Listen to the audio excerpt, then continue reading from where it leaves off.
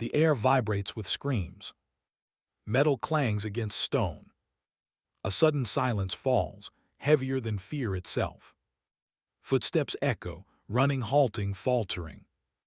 A shadow moves across the torchlight, slow, deliberate. Something is coming. Something that no man expected. Doors slam, windows shatter. Voices call out, but the words vanish in the darkness. Hands grip weapons, fingers tremble, eyes dart, searching for meaning in chaos. No answers. Only the sound of approaching doom. A figure freezes mid-step. Breath catches, heart hammers. The ground shakes beneath unseen forces. A whisper drifts through the hall, barely audible. A question that no one dares repeat aloud. Where will it strike first? The torch flickers. Shadows stretch into grotesque shapes. A distant shout cut off, silence. A window bursts open. A cold wind carries something unseen. Something that feels ancient.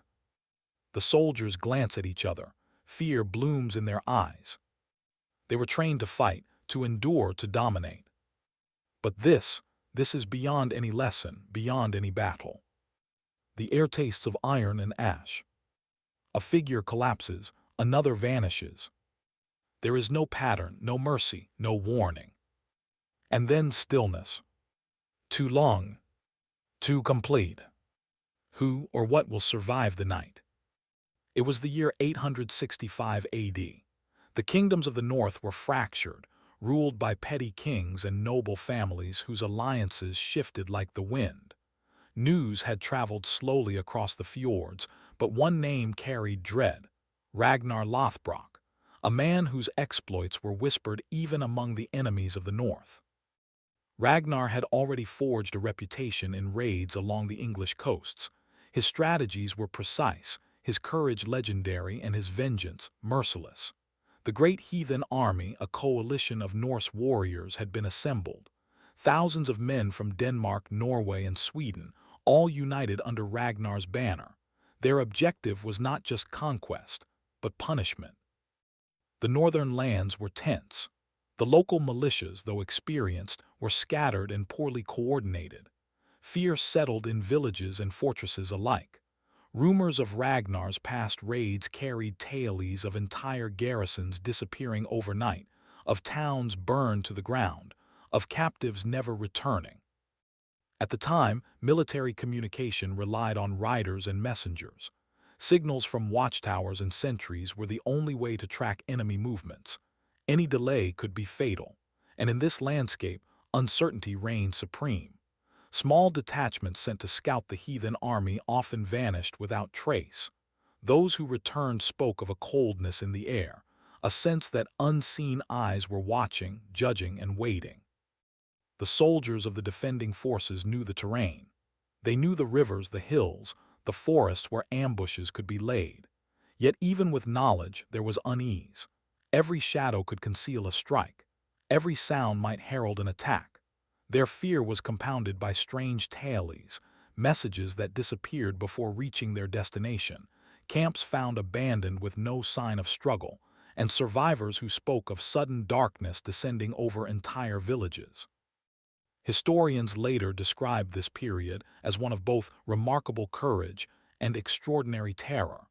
The armies of the north were disciplined, trained in tactics passed down for generations. Yet no amount of experience could prepare them for the uncertainty that Ragnar's name inspired. The defenders felt an invisible weight pressing upon them. Each day brought news of movements they could neither track nor anticipate. Each night brought restless sleep, haunted by the knowledge that somewhere beyond the horizon, a force was gathering, patient, relentless, and inexorably moving closer. In such an environment, mistakes became deadly. Hesitation could mean death. Obedience and discipline were paramount. Yet even the most seasoned warriors were unsettled. The air seemed charged with premonition. Something extraordinary was about to unfold, something that would defy the rules of war as they knew them. Among the defenders stood a group of men hardened by years of service. Soldiers who had seen raids, winters of hunger and countless skirmishes along the northern frontiers.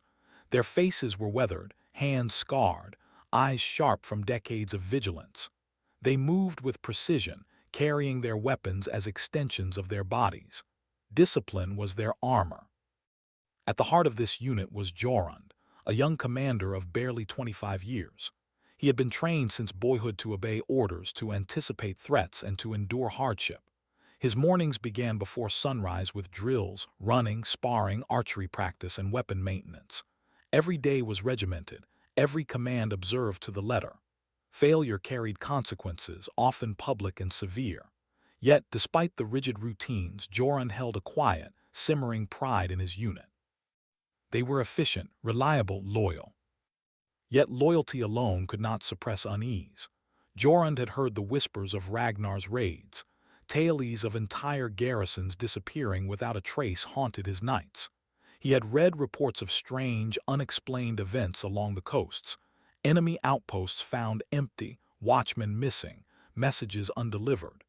Even his men, veterans of many battles, shared a tense quietness when Ragnar's name came up.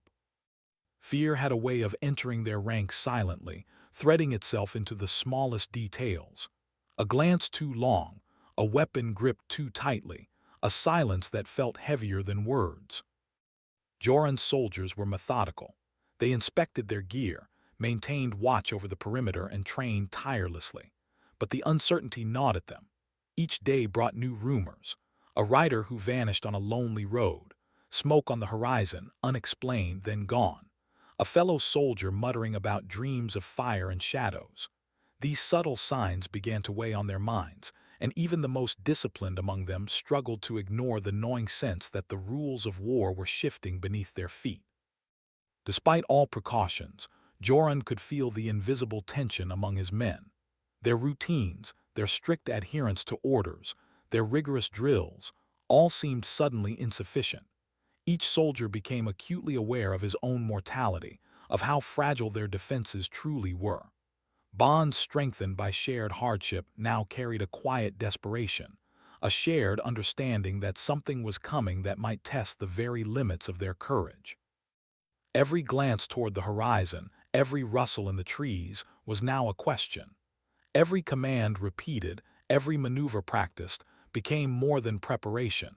It became a shield against an unknown force, one whose strength and intentions could not be measured, predicted, or controlled. And as night fell, the men gathered quietly, weapons ready, eyes fixed on the shadows. None dared speak the fear that had taken root in their hearts, but all knew something extraordinary was approaching. Something that would demand more than courage alone. Something that would test the very core of their discipline, loyalty, and survival. The first signs were subtle: a rider who never returned, a distant campfire that vanished before dawn, radio calls unanswered, messages undelivered. These small disruptions were easy to dismiss until the pattern became undeniable. Jorund noted it during the daily inspections. Supplies were untouched, yet unease lingered like a shadow. Footsteps could be heard at night, yet when soldiers investigated, nothing appeared. Dogs barked, then fell silent, staring into darkness where nothing existed. Some men began reporting strange dreams, visions of silent figures, moving swiftly, unseen, and unstoppable. By the fourth day, tension had escalated. Sentries reported glimpses of figures on the hillsides, but when approached, the shapes dissolved into fog or shadow. Horses became skittish, refusing to approach certain paths. Even the wind seemed to carry whispers that the men could not identify. Jorund tried to enforce order. Drills continued. Watches were doubled. Scouts were sent, yet one by one they failed to return. Each loss heightened the anxiety. Soldiers began to speak less, sharing fewer observations, afraid that even voicing their suspicions would invite danger. The military bureaucracy noticed the irregularities. Reports came in, unexplained movements, sudden disappearances, and patrols returning with incomplete accounts. Superiors demanded explanations, but none were forthcoming. The words written in official logs were careful, clinical, but hinted at confusion, fear, and mounting urgency. And then came the silence, not the ordinary quiet of the northern nights. This was unnatural. Radio transmissions fizzled with static, signals failed, even the wind seemed to hush itself. The soldiers exchanged glances, a collective realization forming. The threat was not just approaching, it was already among them. A cold dread settled in their bones. The meticulous routines, the discipline, the drills, all seemed insufficient. Every soldier felt it, yet none could articulate what it was. It was a presence, invisible yet undeniable, moving closer, closer with each heartbeat. Jorund made the rounds himself, inspecting every post. But by the time he returned, the air had shifted again. Something intangible had passed, leaving behind only unease and questions. No one slept soundly that night. Every rustle of leaves, every snapping branch, every distant howl carried weight. And in the morning, the first true sign of the impending disaster appeared. Yet it gave no answers, only more questions. Something had passed through the camp, leaving no trace, and the soldiers knew that what was coming could not be faced with swords alone. The first crack of alarm came just before dawn. A distant shout, a clatter of metal, then confusion. Soldiers sprang from their tents, horses reared, weapons were drawn, orders shouted, then swallowed by the rising chaos. Jorund ran toward the noise, heart pounding. Figures moved in the shadows, faster than the eye could follow. Torches flickered and went out. Commands were given, then lost, swallowed by the deafening silence that followed each echo. Men were shouting, yet their voices seemed to vanish. A soldier ran past Jorund, eyes wide with terror, disappearing around a corner that led to nowhere. Footsteps echoed, multiplied, then stopped abruptly. Silence. The camp's gates were locked, then found open. Horses missing, weapons gone, but no trace of struggle. Only a faint smell of smoke drifting through the mist. Soldiers tried to regroup. Signals were attempted, none were answered. A line of men advanced cautiously, scanning for enemy movements. The fog pressed in. Shadows shifted unnaturally. Every sound seemed magnified, every movement suspect. Jorund reached the command post. Maps were scattered, tables overturned, papers fluttering in a wind that had no source. Men huddled in corners, whispering of figures glimpsed and lost in the trees. Fear had replaced reason. Then the sound stopped. Nothing but the wind. No movement, no horses, no men. The camp, once bustling with order, now seemed hollow. Echoes of earlier chaos lingered in the air. Jorund called out, no answer. He stepped forward. The silence swallowed him. Every patrol dispatched afterward reported the same. Sudden vanishing, disorientation, confusion. Some described shadows that moved against the wind. Others spoke of lights flickering without source, of voices calling from nowhere. By the end, the camp was abandoned. Not a trace of the enemy was found. Not a body, not a footprint. Only the impression that something had swept through, unseen, unstoppable, leaving total uncertainty in its wake. Dawn broke over the northern plains, gray and cold, but the camp was silent. Not a single figure stirred, not a weapon clanged, not a single horse neighed. What had once been a bustling garrison was now eerily empty, as if the earth itself had swallowed the soldiers whole. Jorund, trembling yet resolute, was among the first to arrive at the scene after the initial reports reached command. His eyes scanned the ground, tracing every disturbance in the soil, every broken branch, every footprint that might hint at a struggle. The first step was reconnaissance. Scouts were sent in all directions, forming long, cautious lines across the surrounding woods, the hills, and the rivers. They moved silently, trained eyes searching for anything unusual. Yet as they combed the area, they found only the faintest traces of passage. A bent branch, a horseshoe in soft earth, a few discarded personal items. Nothing conclusive. No footprints led toward an enemy camp. No blood, no bodies. The men whispered to each other, uneasy, unsure whether to fear what they could see, or what they could not. Back at the command post, officers tried to reconstruct the night's events.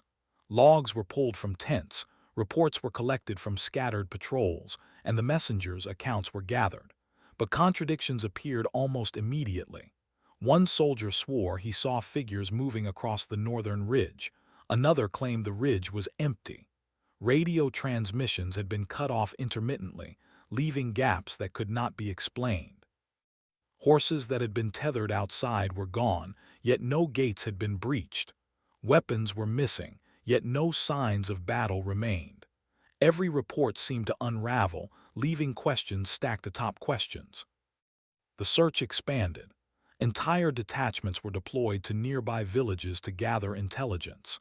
Inhabitants spoke of distant screams, flickering lights in the fog, and shadows that moved against the wind. Yet none could confirm anything concrete. Every account differed, and the officers began to suspect that either the stories were being exaggerated or that something beyond ordinary understanding had occurred. Jorund and his men followed the clues that existed: broken fences, scattered belongings, a single horseshoe, and yet each step deepened the mystery. There were no tracks leading away from the camp, no traces of enemy forces, no signs of a retreat. The northern forests, dense and ancient, were combed methodically, yet nothing emerged. It was as if the camp had been emptied by an invisible hand. Meanwhile, military command attempted to piece together the official narrative. Reports were sent up the chain, carefully worded, almost clinical in tone. Detachment missing overnight. Cause unknown. Investigations underway. Behind the formality, however, there was confusion. Officers noted discrepancies in testimonies, erased log entries, and missing patrol reports. Some files were reportedly lost or destroyed, while others had been altered, pages removed, statements redacted. Whispers of secrecy began circulating, that the event was not only unprecedented, but also politically sensitive, and therefore carefully obscured. Even months later, the official investigations yielded no answers. Soldiers recalled seeing figures vanish into thin air. Lights had been glimpsed in the fog.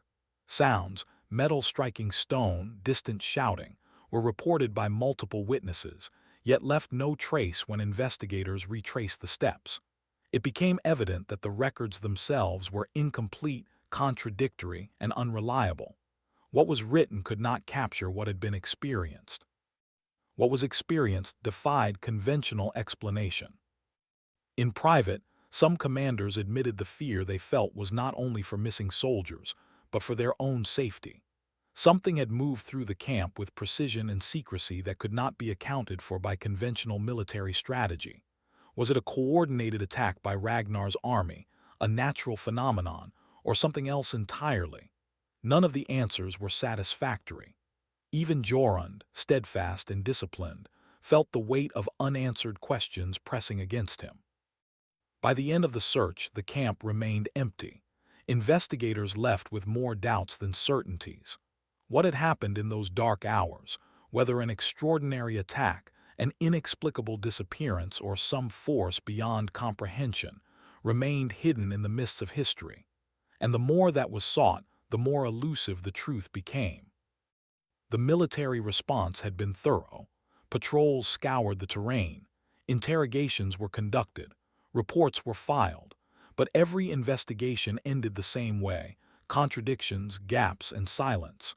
The very fabric of the night's events seemed designed to resist explanation. In the aftermath, the mystery became a legend. Commanders, historians, and soldiers all speculated. Files were classified or vanished. Witnesses were silenced or disappeared. The military had acted, but no action could capture what had truly occurred. And so, the event became an unsolved puzzle, preserved in fragments, whispers, and shadows, haunting all who tried to uncover the truth. The disappearance of the soldiers and the chaos at the camp left historians, military officials, and eyewitnesses grasping for explanations. Over the centuries, several theories have emerged, each attempting to make sense of the unexplainable, yet none providing certainty. Each theory carries fragments of truth and fragments of doubt. The most widely accepted explanation among historians is that Ragnar's Great Heathen Army orchestrated an extraordinary ambush. According to this theory, the raiders had gathered intelligence, studied the terrain, and struck under the cover of darkness, overwhelming the camp with speed and precision. The disappearance of soldiers could be attributed to secretive tactics, dividing forces, using stealth, and exploiting fear to paralyze their enemies. Yet contradictions remain. No bodies were found. No trace of a battle lingered. The defenders' weapons, horses, and supplies were gone, yet the physical signs of engagement, blood, destroyed infrastructure, discarded armor, were entirely absent. The precision required to remove an entire garrison without leaving evidence seems almost impossible, raising questions. Was it strategy or something else entirely? Some suggest that natural forces played a decisive role. Perhaps a sudden fog rolled in, disorienting the soldiers. Some have speculated about earthquakes, landslides, or sudden flooding that could have scattered the troops. This theory attempts to explain the lack of bodies or evidence of combat. Yet geological and meteorological records of the period provide no support. Scouts reported calm conditions, with no environmental hazards strong enough to account for the mass disappearance. The theory raises more questions than answers. Could nature act with such precision, targeting soldiers individually while leaving the camp structures untouched? Another line of speculation points inward. Could someone within the camp have facilitated Ragnar's vengeance? A traitor, a spy, or a dissident among the ranks could have lured the soldiers into a trap, leaving them exposed to attack, or persuaded them to abandon the camp entirely. Evidence is thin. No records confirm treachery. Official reports were vague, and some files were allegedly destroyed. Many officers expressed suspicion but could not identify anyone responsible. If betrayal did occur, it was executed flawlessly, or it remains concealed by history itself. Perhaps the most enduring, yet controversial theory invokes supernatural forces. Norse sagas and local folklore describe Ragnar as a figure with a near-mythical connection to destiny, vengeance, and divine favor. Some eyewitnesses reportedly described shadows that moved against the wind, lights that appeared in the fog, and figures vanishing into thin air. Skeptics dismiss these claims as fear and imagination, yet multiple independent accounts contain similar, inexplicable details. Could it be coincidence, or evidence of forces beyond human comprehension? The line between myth and reality blurs, leaving modern observers unsettled. Contradictions and missing evidence. Across all theories, a common thread emerges: gaps, contradictions, and missing evidence. Logbooks were incomplete, witness statements conflicted, some files vanished entirely, others were deliberately altered. Soldiers who survived the night or claimed to were often reluctant to speak, citing fear or orders to remain silent. Military historians note that the erasure of records, classified files, and silenced witnesses suggests that the incident was not only extraordinary but potentially politically sensitive. The Great Heathen Army's reputation, the fear it inspired, and the secrecy surrounding the event may have encouraged obfuscation rather than transparency. In the end, the truth remains shrouded. Each theory offers tantalizing possibilities, yet each theory also falls short of full explanation. Was it skill, luck, natural forces, betrayal, or something beyond mortal understanding? The fragments of history provide only glimpses, a puzzle missing crucial pieces, leaving observers to speculate endlessly. Some argue that the enduring mystery is intentional, that certain events in history are meant to remain unresolved, preserving the terror and awe of the unknown. Whatever the case, the questions continue to haunt historians, descendants, and anyone who studies Ragnar's campaigns. The vanishing of the soldiers, the empty camp, and the inexplicable sequence of events remain one of history's great unsolved mysteries. And while speculation can be fascinating, the ultimate truth may have been deliberately hidden, or perhaps never known at all. Time passed, yet the questions never faded. The empty camp remained a silent monument to fear. Investigations concluded, reports filed, and official statements carefully worded, but the truth never surfaced. Not a single piece of concrete evidence revealed what had happened to the soldiers, the horses, or the weapons. Only fragments, contradictions, and whispers remained. Some historians argue that the incident was intentionally hidden, buried within classified files, erased records, and silenced witnesses. Perhaps those in power decided that the world was not ready to know the full extent of Ragnar's vengeance. Perhaps the truth was so unsettling that even commanders could not face it. And perhaps some pieces of history are meant to remain untouchable, lingering in shadows, where curiosity meets dread. Others believe that what occurred cannot be explained by ordinary means. No strategy, no natural disaster, no betrayal could account for the sudden disappearance of an entire garrison. Could it have been something beyond human comprehension? The stories passed down from villagers, soldiers, and chroniclers hint at shadows moving against the wind, lights flickering without source, and voices calling from nowhere. Whether legend or fact, the unsettling accounts endure. One thing is certain, the memory of that night has not faded. Fear, uncertainty, and awe continue to cling to the story of Ragnar's revenge. It is a story without closure, a historical wound left open, a mystery that invites endless speculation. And so, we are left with a question that echoes across centuries. What truly happened that night? Was it vengeance executed with unparalleled skill, an impossible natural event, or something that defies all understanding? The answer remains hidden. The soldiers vanished. The camp is gone, and the shadows of that night continue to linger, waiting, watching, and perhaps remembering. What do you believe happened? Share your theories in the comments and join the search for a truth history may never fully reveal.